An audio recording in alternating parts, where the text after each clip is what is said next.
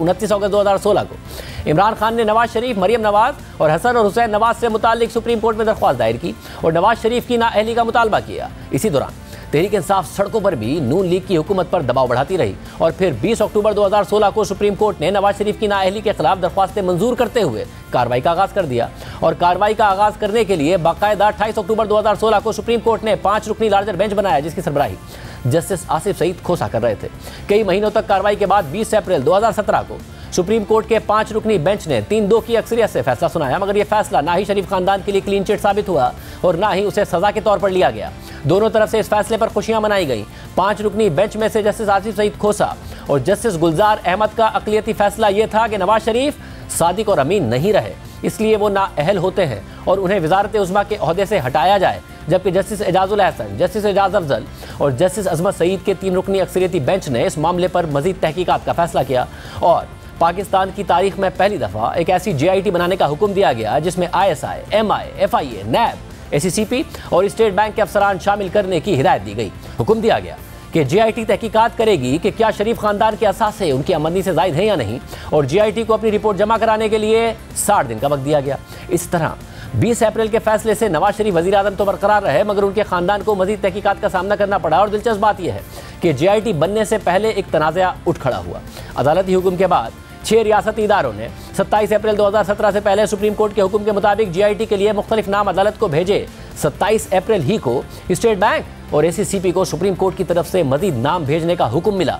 इसी दिन इन इदारों को एक व्हाट्सएप कॉल मौसूल हुई और उनसे मखसूस नाम शामिल करने का कहा गया। ACCP से बिलाल रसूल और स्टेट बैंक से आमिर अजीज़ का नाम शामिल करने का कहा गया। 28 अप्रैल को चेयरमैन ACCP ज़फ़र हिजाजी ने ख़त लिखकर सुप्रीम कोर्ट को इस पुरस्रार व्हाट्सएप कॉल के बारे में आगाह भी कर दिया। फिर इसके बाद सुप्रीम कोर्ट के खुसूसी बेंच ने JIT की तश्कील के लिए पहली समाअत 3 मई को की, जिसमें अदालत ने ACCP और स्टेट बैंक के पेश किए गए नामों को मंजूर नहीं किया और जस्टिस एजाज अफजल ने रिमार्क दिए कि governor state bank, chairman ACCP ने जो नाम भिजवाए वो शको शुबा से बाला नहीं है। ऐसे अफराद चाहिए जिनका किरदार हीरे जैसा हो।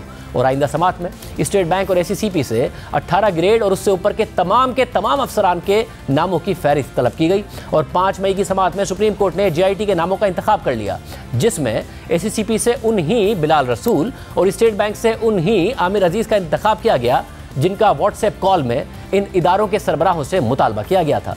मगर इस मामले पर भी तनाज़ा उठ खड़ा हुआ कि सुप्रीम कोर्ट JIT में मखसूस अराकीन को डालने के लिए असरअंदाज हो रही है। मगर बाद में जून 2017 में होने वाली समाअत के दौरान जस्टिस एजाज अफजल ने रिमार्क दिए कि हमने रजिस्ट्रार को लोगों को मुंतखब करने के लिए कहा, हम सब चीज़ों पर नज़र रखे हुए हैं कि क्या हो रहा है, हमें नताइज का डर नहीं है, हमें कोई नहीं डरा सकता। हमने JIT को मुंतखब किया। और अब इस हवाले से साबिक वज़ीर आज़म नवाज शरीफ के साबिक प्रिंसिपल सेक्रेटरी फवाद हसन फवाद ने दावा किया है कि जब JIT बनी तो हमें इस हवाले से उस वक्त पता चला कि जब ACCP के चेयरमैन ज़फ़र हिजाजी ने हमें फ़ोन करके बताया कि सुप्रीम कोर्ट अपने मनपसंद नाम मांग रही है और मैंने उस वक्त सुप्रीम कोर्ट के रजिस्ट्रार से इस हवाले से पूछा तो उन्होंने कहा कि जी सुप्रीम कोर्ट ने नाम मांगे हैं, लेकिन चीफ जस्टिस साकिब निसार की तरफ से नहीं मांगे गए, बल्कि आसिफ सईद खोसा की हिदायत पर ये नाम मांगे गए हैं, क्योंकि चीफ जस्टिस साकिब निसार ने हमें बताया है कि पैनामा केस से मुतालिक जो हिदायत लेनी है वो जस्टिस आसिफ सईद खोसा से लेनी है। यानी वो WhatsApp call registrar supreme court ने की थी और फवाद हसन फवाद के दावे के मुताबिक जस्टिस आसिफ सईद खोसा की हिदायत पर की थी। और फिर FIA के अफसर वाजिद ज़िया की सरबराही में JIT बनी, जिसने 10 जुलाई 2017 को 275 सफ़हात पर अपनी रिपोर्ट अदालत में पेश की। 21 जुलाई को सुप्रीम कोर्ट ने अपना फैसला महफूज किया और फिर 28 जुलाई को सुप्रीम कोर्ट के 5 रुकनी बेंच ने ब्लैक लॉ डिक्शनरी से एक तशरीह निकालकर उस वक्त के वज़ीर आज़म नवाज शरीफ को अपने बेटे से तनख्वाह ना लेने पर मगर उस तनख्वाह के काबिल वसूल होने की बुनियाद पर नाअहल करार दे दिया। साथ ही शरीफ खानदान और इसाक डार के खिलाफ नैब को 6 हफ्तों में 3 रेफरेंसेस दायर करने का हुक्म दे दिया और एहतसाब अदालत को कहा कि वो रेफरेंस दायर होने के 6 माह में फैसला करें। और इस पूरे अमल की निगरानी के लिए सुप्रीम कोर्ट के मॉनिटरिंग जज की तकरीरी भी कर दी और नवाज शरीफ को नाअहल करार देने वाले जस्टिस एजाजुल एहसन को मॉनिटरिंग जज तैनात कर दिया। इस तरह से नवाज शरीफ आम इंतखाबात से सिर्फ 1 साल पहले ही नाअहल हो गए और बाद में इमरान खान ने इस JIT का क्रेडिट जनरल बाजवा को दे दिया, जो सुप्रीम कोर्ट के हुक्म पर बनाई गई थी, और कहा कि फौज के 2 ब्रिगेडियर्स ने इसमें अहम किरदार अदा किया। यह सब पाकिस्तान की तारीख का हिस्सा बन गया है और आज भी जैसे आसिफ सईद खोसा के फैसलों पर सवाल उठ रहे हैं। मई 2022 को एक तकरीब के दौरान जियो न्यूज़ के सहाफ़ी एजाज सैयद ने आसिफ सईद खोसा के फैसलों से मुतालिक सवाल किया तो उन्होंने जवाब दिया कि जजेस अपने फैसलों की वजाहत नहीं करते। फैसले पब्लिक प्रॉपर्टी हैं, आप इसमें से जो नतीजा निकालना चाहते हैं या चाहिए निकाल सकते हैं। आप वो वाहिद शख्स हैं जिन्होंने वर्दी के बगैर 2 प्राइम मिनिस्टर्स को घर भेजा है, एक नवाज शरीफ साहब और एक यूसुफ रज़ा गिलानी साहब। आप रिग्रेट नहीं करते कि जो कंट्रीब्यूशन आपने पाकिस्तानी पार्लियामेंट को एम्बैरेस करने में और उसको कमज़ोर करने में किया है, वो आपको करना चाहिए। आपने आर्मी चीफ की एक्सटेंशन के हवाले से एक नोटिस लिया, लगा कि जिस तरह आपके हाथ कांप रहे हैं और आपने एक ऐसी रवायत दी, एक ऐसा रास्ता दिखाया कि मुस्तकिल एक ऐसा एक्सटेंशन का गंद इस मुल्क में पड़ गया जिसमें मैं बड़े अदब से कहूँगा शायद आपका भी कोई किरदार है। तो कोई रिग्रेट्स हैं आपको इन 2 इश्यूज के ऊपर या किसी और? Thank you very much. Thank you both for your questions.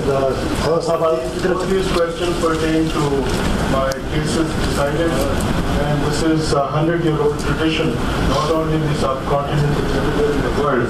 Judges don't explain their judgments, and it is their public property. You can take whatever they are.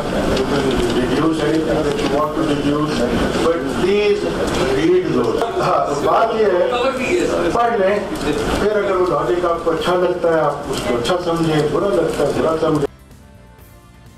Extension मांगने से मुताल्लिक मरीम नवाज़ के इल्ज़ामात पर हमने आसिफ सईद खोसा से उनका मौक़िफ़ जानने के लिए पैगाम भेजा, मगर उनकी तरफ से कोई जवाब नहीं आया। प्रोग्राम लाइव है, वो जवाब देना चाहें दे सकते हैं, हम आवाम के सामने रख देंगे।